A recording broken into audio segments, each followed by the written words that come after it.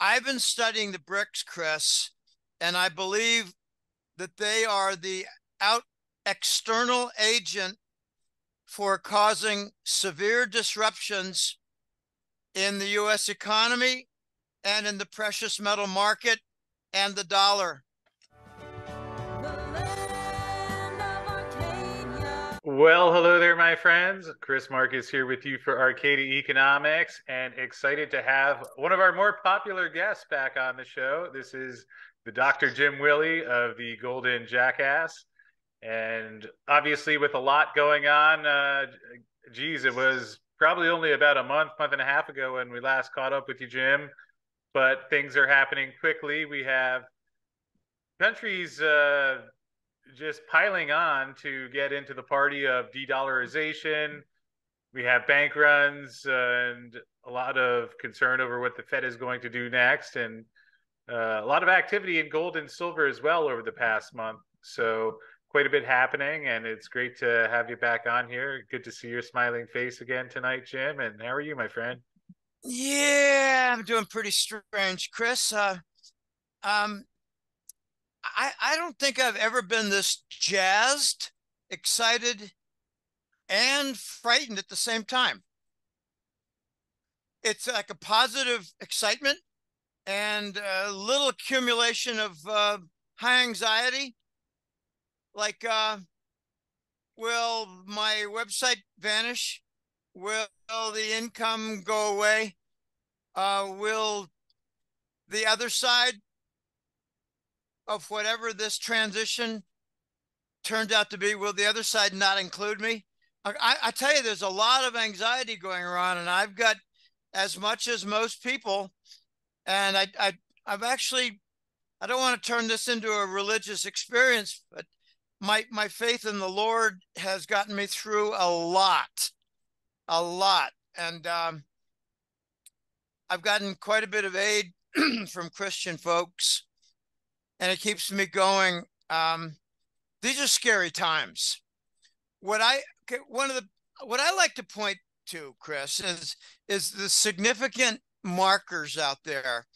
You know, from 1984 to 1993, I had my most interesting and stimulating years of my career.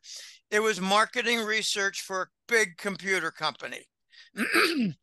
And I tell you, it was a learning experience. What's important? Okay, we put up on the whiteboard, you know, chalkboard when you're a kid, but a whiteboard when you're older. We put up 20 different things. Well, what's important? I've got a pretty good trained eye for what's important. What I see now at the highest level is that the World Economic Forum, aka Davos, the globalists, the Rothschild bankers, the Rockefellers, that whole group, they're right out in the open now. They're not hiding. They're not even bashful. They're talking about their plans. Can we speak freely, or do I have to watch what I say? Somewhat freely. I mean, there's a few YouTube topics to avoid, but you go ahead. Okay. Let's just say that some of their nefarious plans are becoming wider known.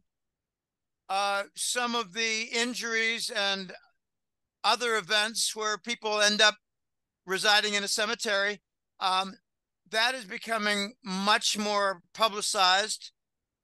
The train derailments are in our face. They could be tied with smart cities. Smart cities need people to live in there. And the smart cities require people not to have a home. So what better way than to ruin parts of the environment? I did some napkin math. This is fun. There was one, let's start with an assumption. I don't think there'll be too much objection. Let's start with an assumption, because all probability starts with a baseline, and you got like random shuffling of the cards in poker. You come up with assumptions that you must operate by. Let's just say that a serious train derailment was once in a decade, 120 months. Okay, Well, we had 50 train derailments in February and March. 50. Okay. Well, what's the chance of one of them? 1 in 100, 1 in 20, 1 in 120. Okay, you got 2 months there.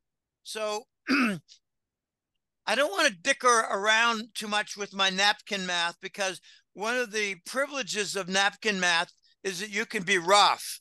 And if you're off by a factor of 2, that's just fine. No big deal. Anyway, so if you got 50 events and each one of them is 1 in 120, let's just call it 1 in 100. Wow.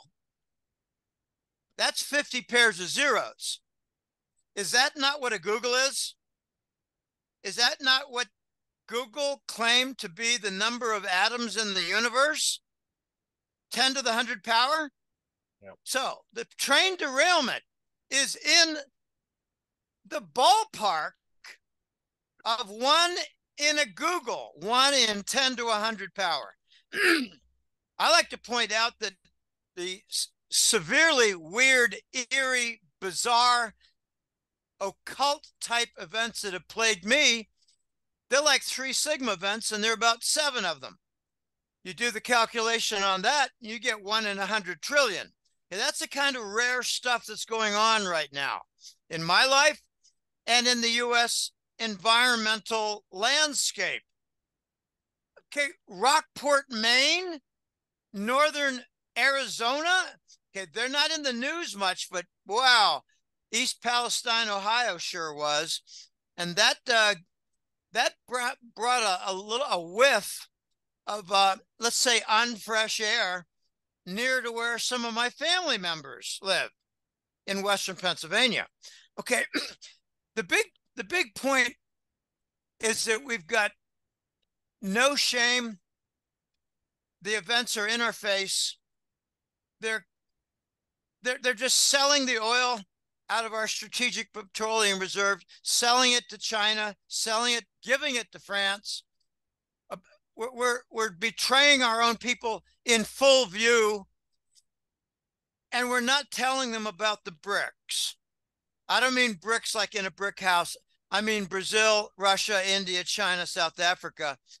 And I've been studying the BRICS, Chris, and I believe that they are the external agent for causing severe disruptions in the U.S. economy and in the precious metal market and the dollar. The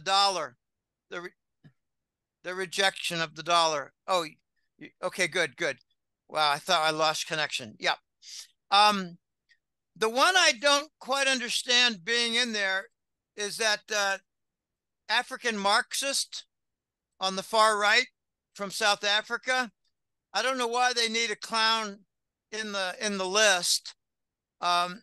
Their specialty in South Africa right now is killing their electrical grid because they can't manage a damn thing.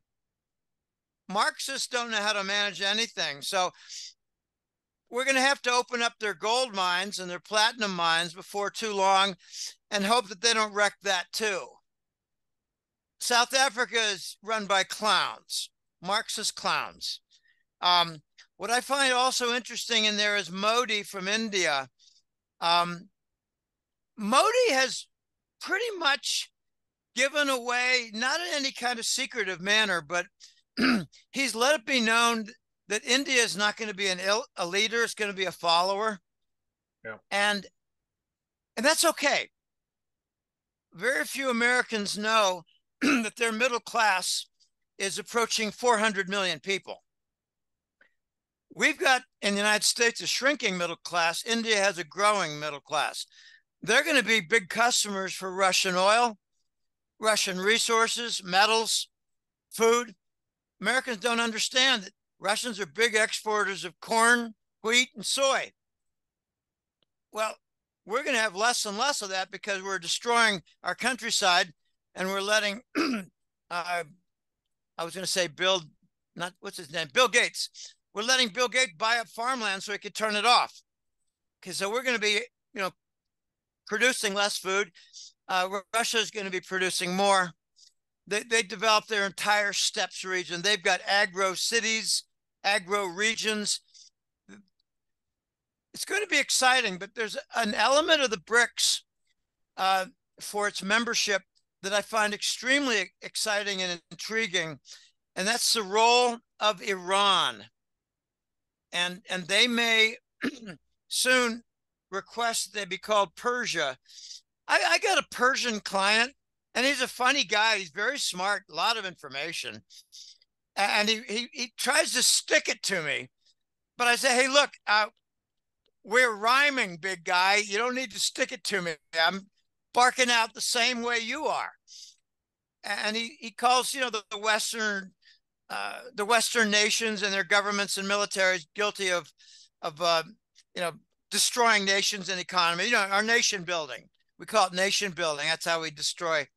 And I tried to pin him down, Chris. I got him into the topic of the Shah. I got him into the topic of Mossadegh and the billionaires who escaped with money to Los Angeles. There are more Iranian billionaires in Southern California than anywhere in the globe. They're all over Los Angeles. They brought their money, brought their wealth. But I pinned this guy down, the Persian guy. I said, it's interesting the Rothschilds hate Iran because they couldn't get access to all the gold. You got an enormous gold reserve. How much is it, sir? And he said, oh, I don't know. It's a lot, though. And I said, well, you got to do better than that. What's a lot? It's certainly more than 10,000 tons. You got multiples of what we had in Fort Knox. Anyway, I got him pinned down. The best I could do was it's over 20,000. It's under 50,000 tons. He said, they've got a lot of gold. I said, okay, I'll just call it 40. He said, that's fair. They probably got 35 or 40. Could be. All right. Iran has a role, Chris, and this is exciting for the BRICS. They have been selected by Russia and China, and India's not involved. They're not running anything. They're a customer. Russia and China is running this, and they said, we want peace in the Gulf region, in the Persian Gulf. We need peace. So slowly, they booted out Israel and the United States. They declared peace in Yemen. There's been peace in Yemen for 18 months. I mean, most Americans don't even know what Yemen is. It's not a type of chewing gum. Okay, it's a country. I know the ignorance that I find of Americans is astonishing. No, the capital of France is not Italy. You have to try again. Those exposure shows where they go out and ask people basic questions in Venice Beach in California, Los Angeles area, they're alarming. They're absolutely alarming. Iran has been selected as the ambassador to the BRICS. Their first assignment was to create peace and a constructive environment in the Persian Gulf with Saudi and UAE. As Saudi and the Emirates go, so goes Qatar, Oman, Bahrain, all those monarchies, Kuwait, they will all follow the lead of Saudi and the Emirates. And the United Arab Emirates did one better. They said, we're going to peg our dirham, D-I-R-H-A-M, symbol is AED. We're going to peg that to the dollar. So Russia turns around and says, okay, hey, India, we got oil priced in dollars. We want to be paid in AED from United Arab Emirates. We're soon going to see the dollar become a term and not a currency. Markets are going to be dollar-based, but they're not going to be paid in dollars. They're going to be paid in something that's connected to dollars. But back to Iran, Persia. They got a handshake with the Saudis, and it was not a big deal, not a big problem. All they had to do is get Izzy and the Americans out of the room.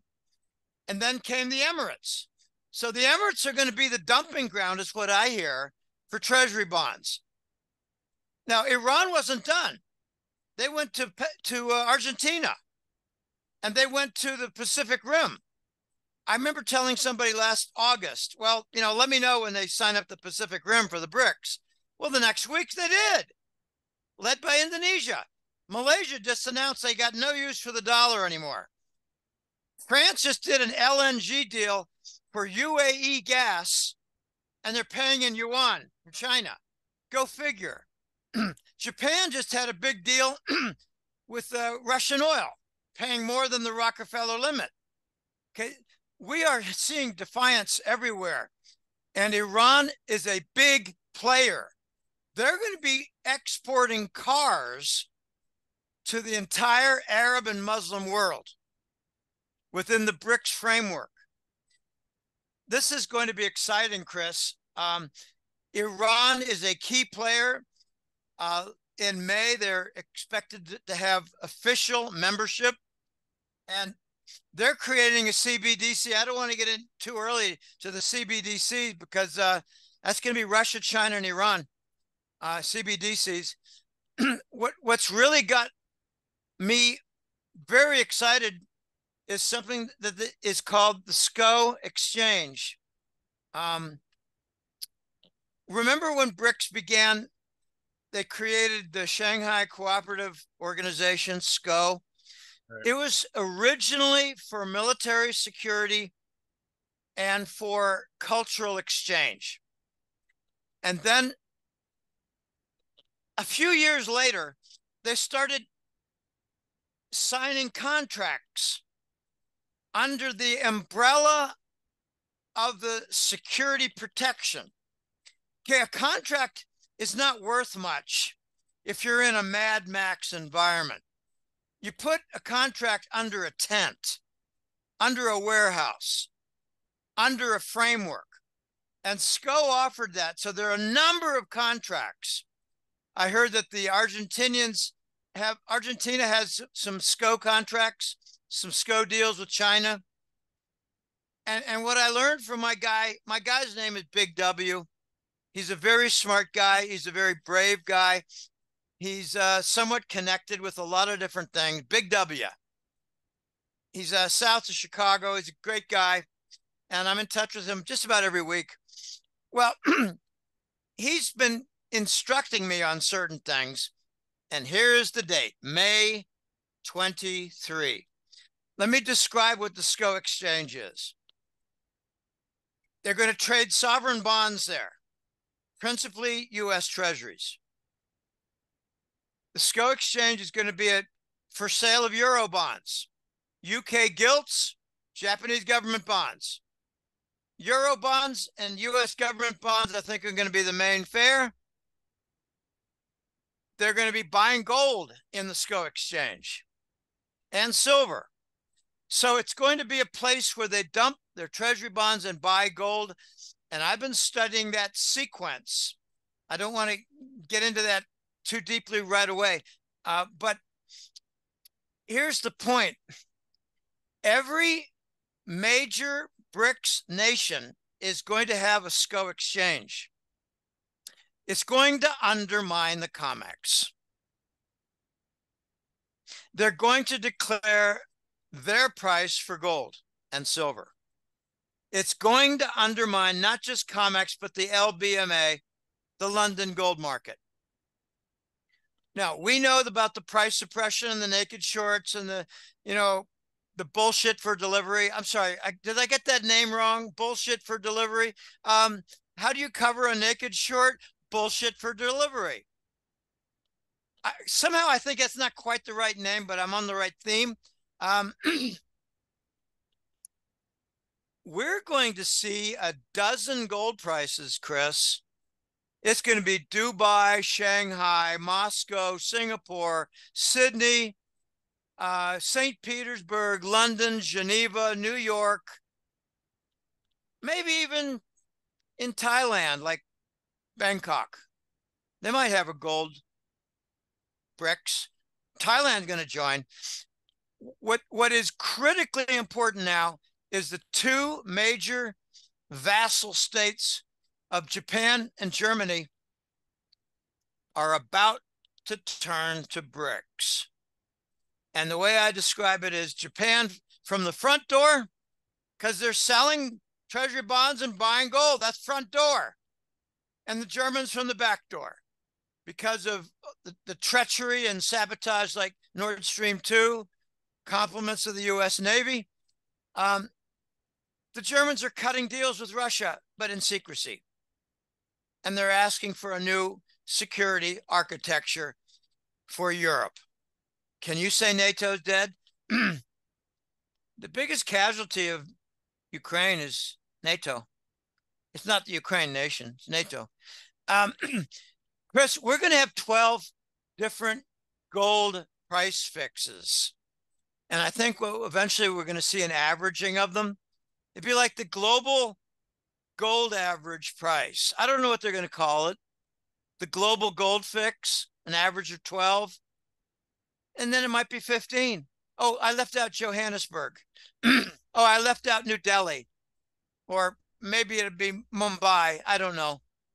Some Indian city that's principal for gold sales. You see the point. It's like with the digital currencies and cryptos, decentralized gold pricing. That's going to be the big theme in the next few months. Decentralized silver pricing.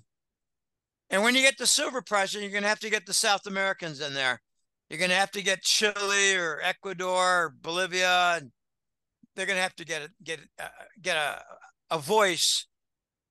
And notice that they shut down their supply using the nonsensical reason of COVID. Yeah, keep our workers safe from COVID. We don't want them to catch that fascist virus. Chris, this SCO is going to be big. There are going to be numerous SCO exchanges. It's going to be big. I tell you, sometimes it's the reason I get up out of bed. Is there any new BRICS or SCO information? I'm exaggerating, but I know I get out of bed to go to the bathroom. That's my main motive, get out of bed in the morning. I like to go to the porch, look at the sun, say hello to the world, and look at those birds. Costa Rica's got a lot of birds, and sometimes I tell you, we see some beautiful green birds and some goldfinches, but they're on the wire. I say, hey guys, how you doing? And then I go to the office and check my email after loading up my tube for my carton. What do you call it? My carton for yogurt. Yogurt and banana. That's often my breakfast of champions here. Chris, I know you follow the silver market from different angles compared to what I do. I have been spending the last 5 years studying that which will disrupt the COMEX. And I got older guys in their mid 70s and older 70s, like Chuck in Arizona. You know who you are, Uncle Charlie. And I say to them, we have to wait for everything to break. We have to wait for the dollar to break, being rejected, the treasury bonds to break. We have to wait for the U.S. government debt to go out of sight, break. We have to wait for the dollar swaps to get out of sight and volume. We have to wait for the derivatives to break. And I don't think there's too much disagreement in my claim that they're all breaking right now. Yeah. And therefore, we have a big opportunity for gold and silver. How did you like my Fibonacci formula for the silver Fibonacci sequence of 10, 20, 30, 50, 80, 130? I got it down to a formula. So I can tell you after we had 26 steps, we'll be up like, a couple thousand. I'm being silly, but I think we're going to see $100 silver without too much trouble. We got it. The next big stop is breaking above 30, having that short cover rally, move quickly to 50, 10, 20, 30, 50. That's the Fibonacci start. That's the launching pad. It doesn't stop there. I'm excited. I'm not so excited that I got the. Go ahead. Just that you've mentioned, as we've talked in the last couple of months, you see that coming sooner than later. Oh, I tell you, this summer we're going to see the assault on 30. I don't know how it can be avoided. Um, Remember what happened in August of 2020? It was the Reddit group, the network, and they went after GameStop. And then Eric Sprott said, "Let's do this for silver," but they threatened to kill him, so he backed off. I'm not accusing him of anything. I imagine they threatened to kill his little girl. That's what they do. Um, in in Brazil, they kidnapped Bolsonaro's entire family, so he conceded to Lula. I'd like to see Brazil managed better by Russia and China, um, to clean that out, because it's basically a narco nation. It's one of the biggest narco nations in the world. It's probably as big, if not bigger, a narco nation than Colombia. Anyway, I'm excited by what I see. I tell you, it's going to be a lot of fun. Um, but back in August of 2020, we made a run on 30. And my guy, I've told this story many times, Maxwell from Luxembourg, he's not responding to me. And I'm a little concerned that he might be in hiding for threats, because there's been some murders close to him. Uh, People who expose criminality in very high places, like in Central Europe, they're not allowed to walk around freely and make money doing what they love to do. They get intimidated, they get approached. He told me that a buddy of his who once worked with him in Switzerland was working for JP Morgan. Remember the timing, August of 2020. And over drinks, I said to Maxwell, "How many drinks did you shove at him?" And he said, "Oh, I got him, take two or three." He's more talkative after a couple of drinks. He was boasting, Chris, that Basel handed him a credit line of metal of 200 million silver ounces. That is why we did not get above 30 silver. He told me, "Jim, we're not going to get past that silver. We will never do it this year." That was 2020. Well, now Basel, their gold and silver, we don't know where it is. It's all gone. I think it's deep underground under Geneva. That's where I think it is. And it's not available to the market. Why? Because I think they know 30 won't hold. And if 30 won't hold this year, 3 years later, we're going to 50, 10, 20, 30, 50, then 80. We're going to 50, Chris. Get ready and, get your jock strap on. We're going to 50. This is going to be fun. Gird your loins. I finally learned how to say that in Spanish. Gird your loins. It's not easy. I don't mix a lot with the natives because many of them are basically fraud kings. I got my friends, I got my sweethearts, and they've got their brothers and cousins, and I'm friendly with a lot of them. They used to invite me to parties, but now they think I'm getting older. I don't have interest. Yeah, they're probably right.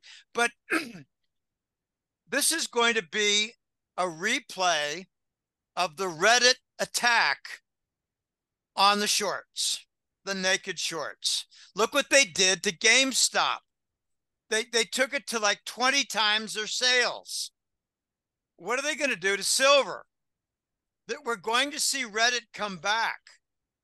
And I've heard, you could probably confirm this, correct me if I'm wrong, because this is your bailiwick. Wall Street banks are now long gold and silver. I think they're going to get a force majeure on their naked shorts, and they're going to run for the profits on their longs. Does that make sense? Get a force majeure free pass on their naked shorts? Well, that certainly makes sense. That's what a lot of people have wondered, if that's how this eventually plays out. And there have been folks on the banking side that have at various times said that there's not going to be a failure of the COMEX because the way the contracts are worded, you can do a force majeure and cash settle. So Oh, that but that's that and but that ignores 200 nations on the outside. Remember, I said 12 different gold price fixes. I cited the cities. You think they give a rat shit what the COMEX says? They're going to push them into obsolescence. I don't care what a COMEX contract says. Who gives a shit? They don't. They don't have any metal. What? Since when does a warehouse that doesn't have metal set the price?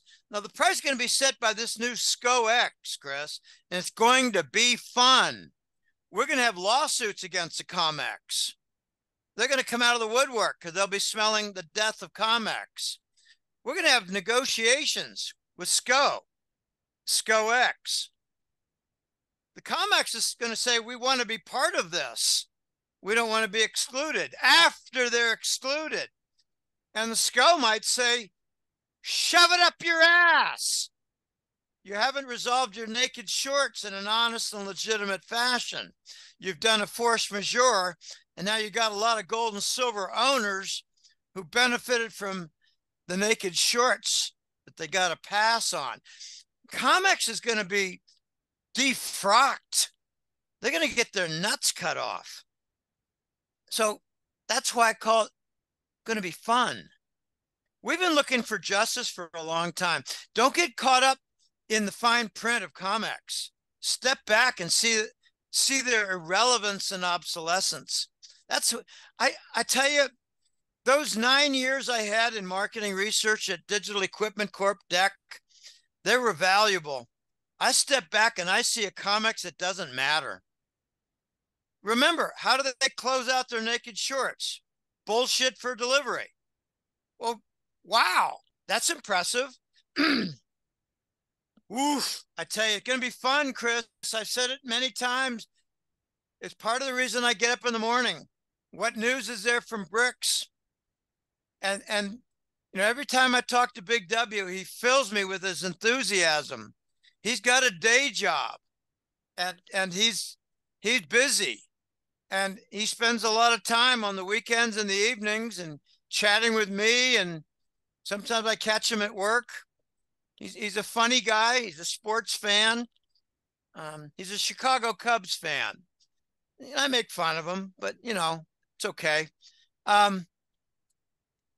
I keep emphasizing this is going to be a lot of fun. You can go through the number of events that are alarming. They're absolutely alarming for what is being played out right now. I got starred items here. The Swiss bankers and the United States bankers had some meetings and came up with some plans for action. They're going to take some revenge on the Saudis and the Emirates, UAE. They're going to steal all their gold in Switzerland and New York. Are going to steal it all. We're going to see the Arab nations pull all their money out of Europe. Can you imagine what bank problems are going to happen? Oh my gosh. I don't know if you knew the sequence, but Credit Suisse seized Russian bank accounts and assets in early 22. And they bickered with Russia all that time. Then later, the Swiss banks backed up the Ukrainian position for the war, NATO and Ukraine. So Russia made a phone call to China. China made a phone call to the Saudis, who had already cut a deal to make all oil and gas payments in yuan. In other words, Saudis are on a short leash. And they told the Saudis, drop your bid for the Credit Suisse bond. They offered a bond and nobody came. 3 days later, they declared bankruptcy. Credit Suisse is going to be loaded with fireworks. The Swiss parliament denied $120 billion in credit line to manage the UBS merger with Credit Suisse. We're not done with Credit Suisse. Pretty soon, they're going to sell their dollars with the FANG stocks, Facebook, Apple, Netflix, and Google, and they're going to cover their gold shorts. The Swiss were responsible for the move from 2013 to 18, from 1900 gold to 1300 gold. Now they're going to unwind that. It all started with their Euro Swiss peg, and it extended to the Wall Street favorite. Buy stocks, sell gold. It's all going to go in reverse now. You think the BRICS aren't going to push that along? You think the BRICS aren't going to see that coming? You think the BRICS with Russian advice don't know the vulnerability of Swiss? Oh yeah, they know what's going on. The Russians are all over Switzerland. They're all over London. And by the way, where the hell are the London bankers the last 2 years? They've been nowhere in the news. So, were they captured in London? I think yes. Well, that is part one of this interview with Jim Willie. Jim certainly had plenty to say, so broken into two parts to make it a little bit easier to watch, but we will look forward to seeing you right back here tomorrow at 1 p.m. Eastern, part two of Jim, where he talks more about how all these developments play out, what he sees coming next, and we will see you again for that tomorrow afternoon.